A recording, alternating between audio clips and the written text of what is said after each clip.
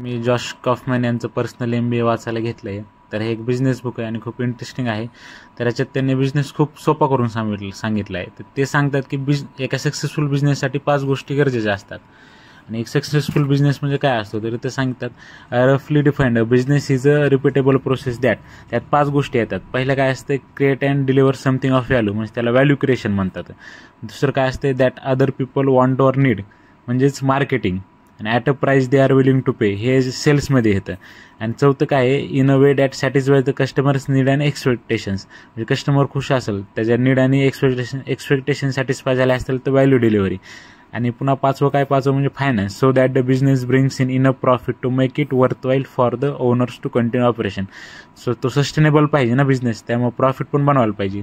तर ह्या 5 गोष्टी आता सक्सेसफुल बिझनेसमध्ये. तर ह्या त्यांनी खूप डिटेलमध्ये पण सांगितलेलं आहे. सगळ्यात पहिल्यांदा येतं व्हॅल्यू क्रिएशन, ते त्याच्याबद्दल भरपूर सांगितलेलं आहे.